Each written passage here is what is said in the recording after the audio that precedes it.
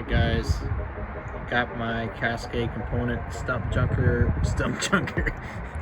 got my Cascade component Stumpjumper long travel link in today. Gonna put this thing on. Comes in this box, straight from Cascade Components. Here, made in the US.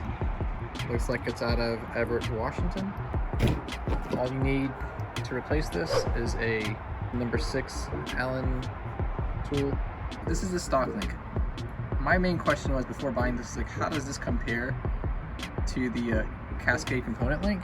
Because no one's actually shown it side by side. I mean, looking at the two, you can see a bend in the top of how the I guess the curve of the link and how it changes the leverage ratio on the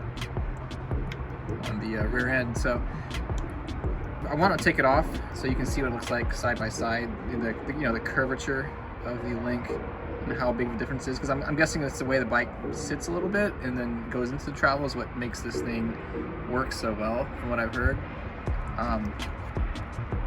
I bought this on my own. I'm not sponsored, or I didn't get this as a test, so I'm not having high hopes for this, spending money on it, but all I've heard is great stuff about it. So let's get this on here. It looks like it'll be pretty easy. Also, looking at it side by side, I mean, you can see not only is the curvature just a little bit, but it looks like the spacing between the back two bolts are a little bit more spread out. So, I'm guessing with that difference in the back bolts, that's where it's probably getting the more progressivity in the spring rate, and kind of changing up the progression of it from the stock link. Yeah, once again, this is what it looks like without the link. So hopefully now you can see a little bit of difference in the bike. Actually, I can't see anything. So here's a side-by-side look of the links. You can see the new one poking out up there at the top. It is, I would say it's a little bit higher. It's a little bit higher, and it sticks out a little bit further, just a little bit. Based on what I'm seeing here, these, the bottom, this is having all the bottom holes lined up. The second ones are pretty lined up, but you can see where the new link in the back is ever so slightly more spaced out. And here's another look at from the top view. You can see the new link's a little bit longer. And then once again, you just get into that, the way it sits, it ramps up a little bit more, and the curvature of it.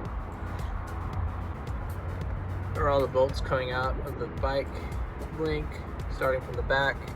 Got some spacer, all the same stuff. Pretty easy. It took me literally a minute to get all these bolts off. All right, so got it on there. Let's go take it off and see what it looks like. Take it off this rack. I think a lot of people complain about this shock because the way the whole progressivity of the whole link and the rear end's been set up. So I'm hoping that it's just middle of the line shock. It's not the best box shock. It's probably the lower end of their DPS shocks, but it gets the job done. I mean, I like it. I had nothing to compare it to, so I guess ignorance is bliss. Let's see what this feels like. So here I'm out at Fort Worth, Texas, Samson Marion Park, trying the new linkage on the Stumpjumper, and it feels freaking awesome. The bike is super poppy, it's sticking to the ground. I love it. The bike just feels way more alive with this link, so I highly recommend it. It's $230. I think shipping's free, and yeah, the bike just feels amazing now. So great purchase. I'm glad I did it. Good job, Cascade.